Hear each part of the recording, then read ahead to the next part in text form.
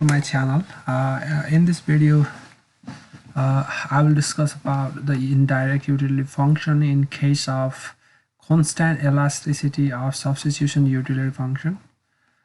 For simplicity, I consider the case of two goods only, x1 and x2, and the simplest constant elasticity of substitution is x1 to the power rho of plus x2 to the power rho whole power of 1 over rho, where the value of rho cannot be 0 or and it should be less than 1.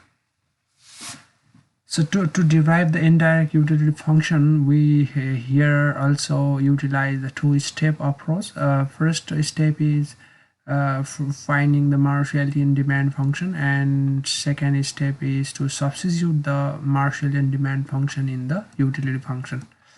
So to find the Marshallian demand function, we utilize the optimal rule, that is marginal rate of substitution should be equal to price ratio. Marginal rate of substitution, which is the ratio of marginal utilities of the commodities, and it can be expressed as the partial derivative of u with respect to x1 divided by the partial derivative of u with respect to x2. Is simply x1 over x2 to the power rho minus 1. And we use the optimal rule, MRS equals to price ratio, and simplifying this expression, we get x1 equals to p1 over p2 raised 1 over rho minus 1 times x2. So now we use this optimal condition to find the Marshallian demand function by substituting the value of x1 from here in the budget constraint of the consumer.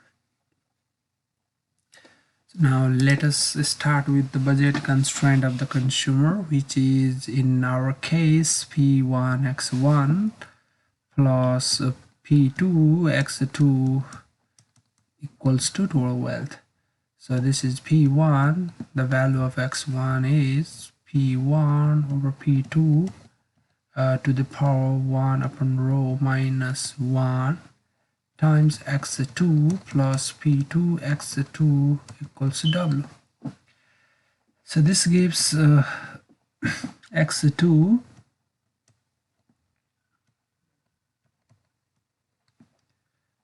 so here is p2 1 over rho minus 1, here is p1 times p1 1 over rho minus 1, here is p2 and p2 1 over rho minus 1,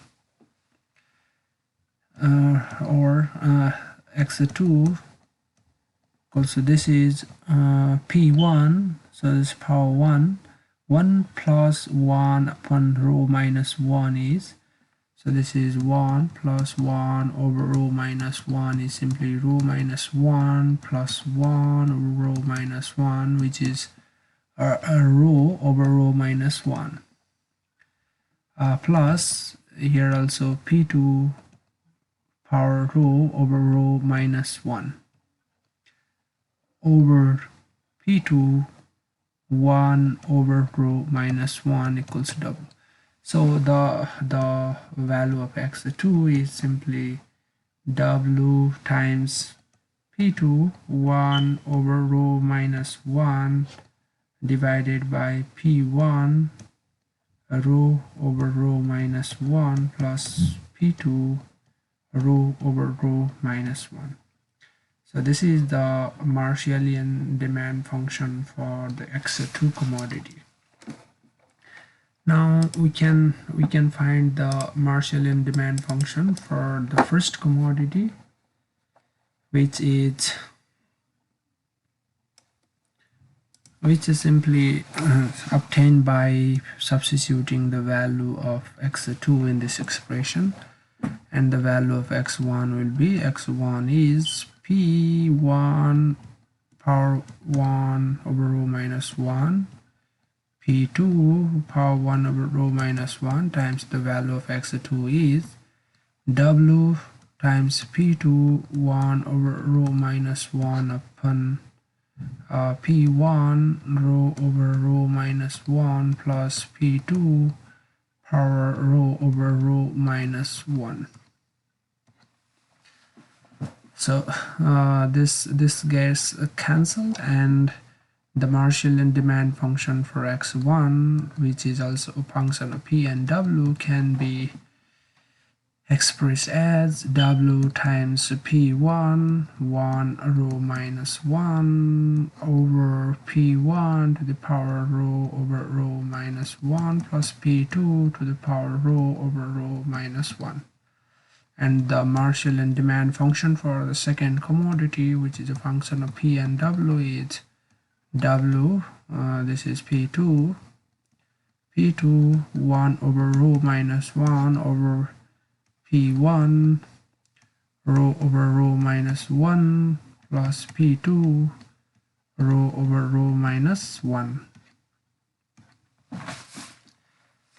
So since we have found the Marshallian demand function for the two commodities, now we can substitute these values in the utility function so as to derive the indirect utility function. Now let us substitute this in the utility function and we get the value function, which is called indirect utility function, as so this is our utility function is x1 to the power rho, x2 to the power rho, power 1 over rho. So now let us substitute the values. x1 is here, so now this becomes w to the power rho p1 to the power rho over rho minus 1 all over p1 rho over rho minus 1 plus p2 rho over rho minus 1 to the power rho plus x2 is this w to the power rho p2 to the power rho over rho minus 1 over p1 rho over rho minus 1 plus p2 power rho over rho minus 1 to the power rho and power 1 over rho.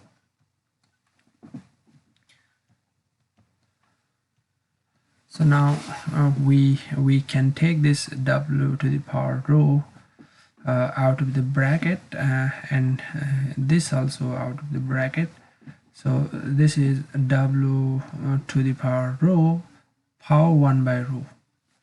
So w rho power 1 by rho is simply w only, and in the denominator we can take this common from the denominator 1 over this, and this power 1 over rho is simply p1 rho minus 1 plus p2 rho minus 1, then power rho. So this can be factored out from these two terms, and the whole power is 1 over rho. So whole power is 1 over rho, and this gets cancels. So what remains inside the bracket is simply p1 rho to the power rho minus 1 plus p2 rho over rho minus 1 to the power 1 over rho.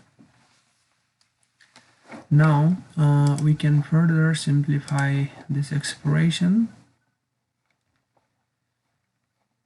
And it becomes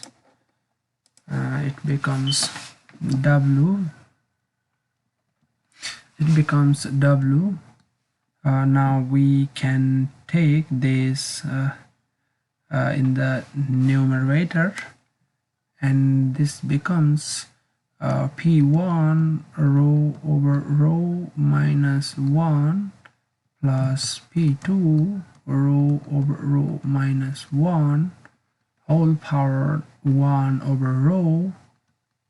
So when we take this in the numerator, this becomes -1 power -1. So this is W P1 row over row minus 1 plus P2 row over row minus 1.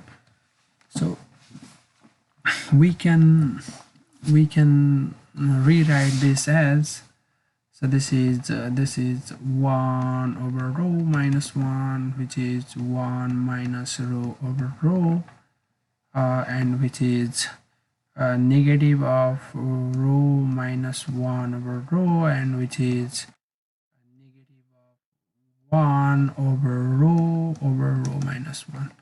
So this is negative of 1 over row minus 1. We have just done this just to make the terms similar in each of the terms. So now this B function, indirect utility function, can be expressed as W.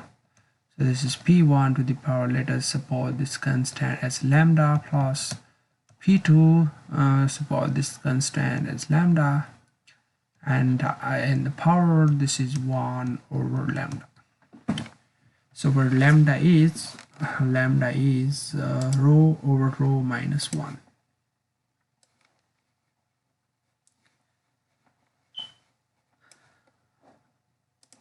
So here lambda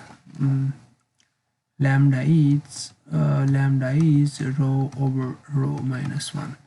So this is the indirect utility function of the CES utility function. So now we can show the properties of the indirect utility function, that they are satisfied in this case too. The first property is that the indirect utility function is homogeneous of degree 0.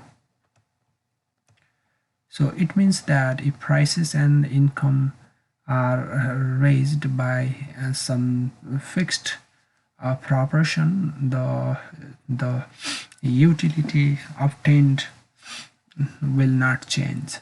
So now let us raise W and P by some constant K. This becomes W times K.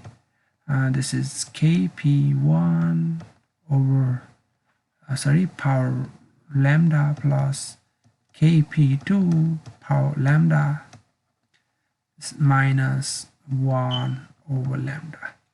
So this is WK. So this K and K can be factored out, and this is K to the power lambda. K to the power lambda can be factored out. This whole power minus 1 over lambda,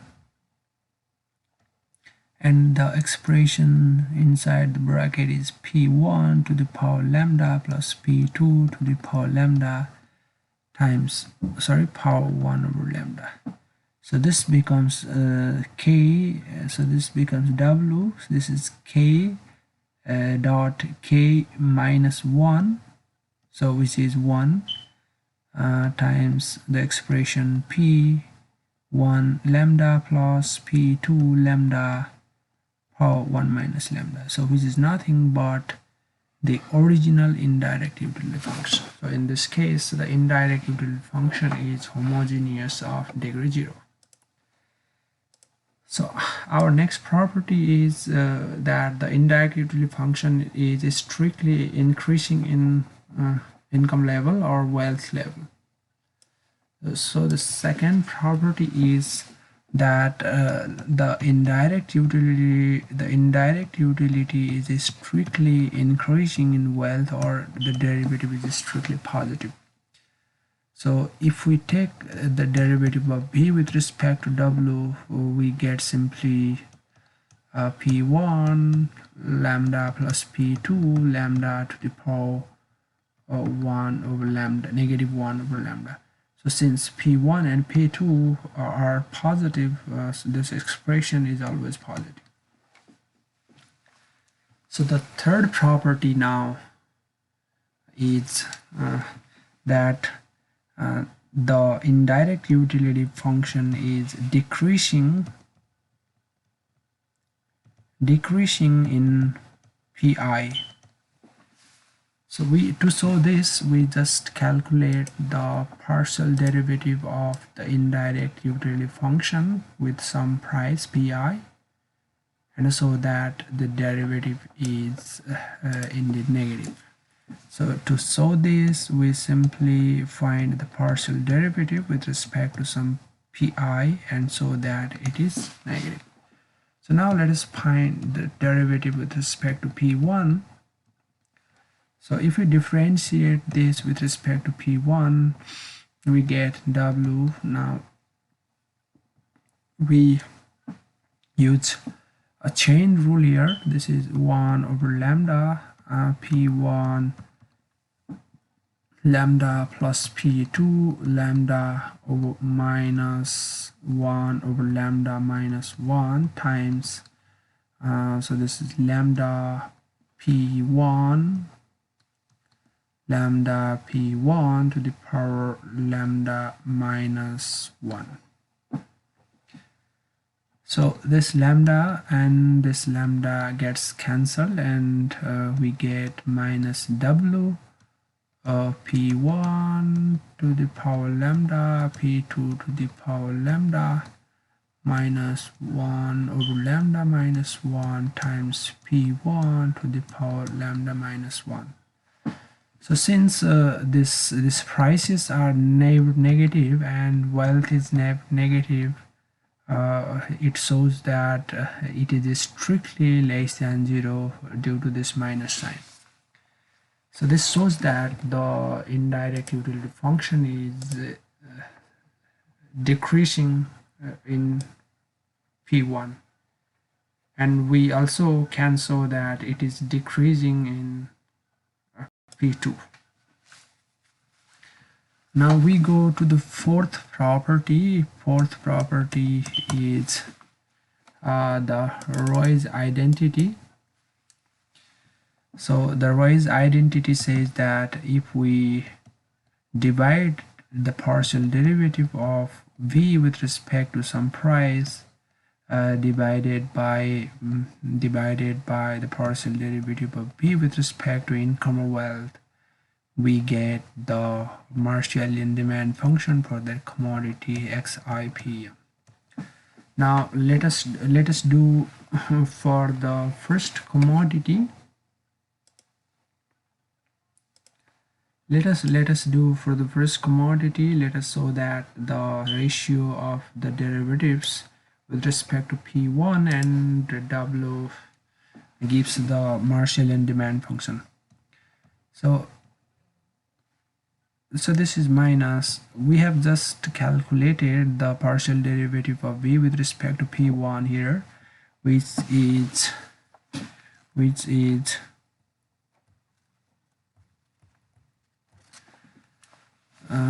so this is minus the derivative of v with respect to p1 is w p1 to the power lambda plus p2 to the power lambda over 1 minus 1 over lambda minus 1 times p1 lambda minus 1. And we have also calculated the derivative of v with respect to w, which is p1 to the power lambda plus p2 to the power lambda power negative 1 minus negative of 1 over lambda. So now we simplify this expression, and it becomes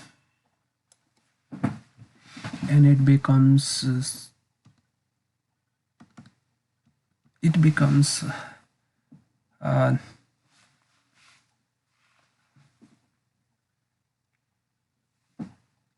sorry, there must be another negative sign here.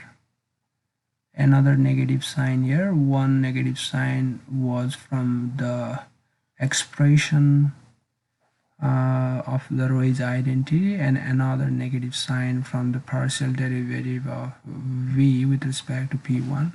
So this becomes w. This is p1 lambda plus p2 lambda minus 1 over lambda minus 1. Now we take this to the numerator and it becomes raised to the power 1 over lambda times. So this is p1 lambda minus 1. So now this is w times p1 raised lambda plus p2 raised lambda. So this gets cancelled and power minus 1 remains, and this is p1 lambda minus 1. So this is w times p1 lambda minus 1 over p1 to the power lambda plus p2 to the power lambda. So now finally we can substitute the value of lambda so as to get the Marshallian demand function for x1. So this is w times p1. So lambda was simply rho over rho minus 1. So now this is rho over rho minus 1 over p1 rho over rho minus 1 plus p2 rho over rho minus 1. So this is nothing but w times p1. W times p1, so this is rho minus rho plus 1. So this is simply 1 over rho minus 1 over p1 rho over rho minus 1 plus p2 rho over rho minus 1. So this is nothing but the Marshallian demand function for the x1 commodity we derived a few minutes ago. So this is same. So this is nothing but the Marshallian demand function for the first commodity. So similarly, we can find the ratio of partial derivatives.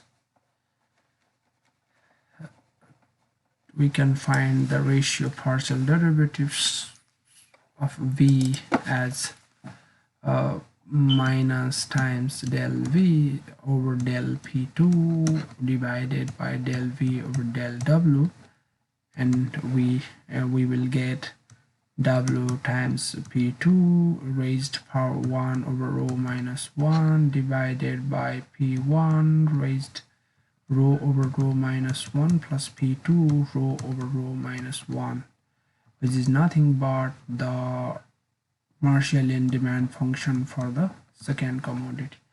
So this shows that the Roy's identity is satisfied in case of CES utility function. So thank you for watching this video, and please subscribe my channel for more videos in the future.